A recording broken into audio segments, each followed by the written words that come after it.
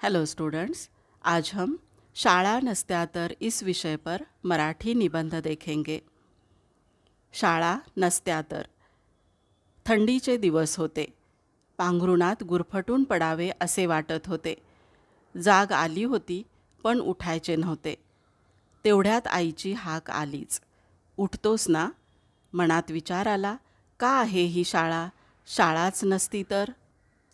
शाळा नसत्या तर आम्हा मुलांची चंगळ होती। रविवार, दिवाळी, उन्हाळ्याची सुट्टी असं वेगळं काही साजरं करायला लागलं नसतं, कारण रोजच सुट्टी असती। मग काय, खा प्या झोपा आणि खेळा एवढाच काय तो उद्योग। सकाळी उठल्यापासून रात्री झोपेपर्यंत नुसती धमाल। अभ्यास आयुष्यातून कायमचा वजा झाला असता। मग शाळा, शिकवण्या, गृहपाठ, त्याच्या मागील आईबाबांची, शिक्षकांची चिडचिड सारंच थांबलं असतं।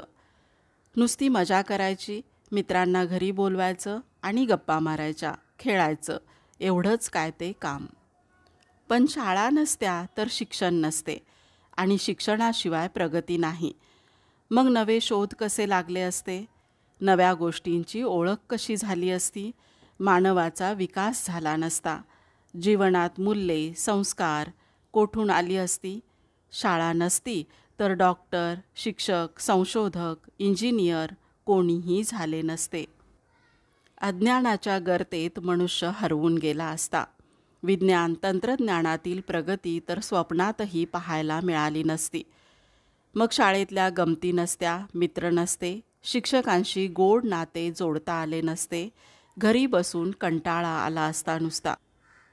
मुळात सुखी जीवनासाठी लागणारा मूल्यांचा पायाच नसता, तर यश कुठून मिळणार? आणि यश म्हणजे काय हे तरी कसे ठरणार? शाळांवाचून जीवन अशक्य आहे। विद्येशिवाय जीवन नाही। विद्या ही आजच्या काळाची गरज आहे आणि ती देणारे शिक्षक आपल्या आयुष्यात असलेच पाहिजेत आणि म्हणून शाळा असायला हवी। दोस्तों, आपको निबंध अच्छा लगा हो तो एक लाइक करना ना भूलें और अब तक आपने मेरे चैनल को सब्सक्राइब नहीं किया है तो ज़रूर सब्सक्राइब करना, साथ में बेल आइकॉन भी प्रेस करना। धन्यवाद।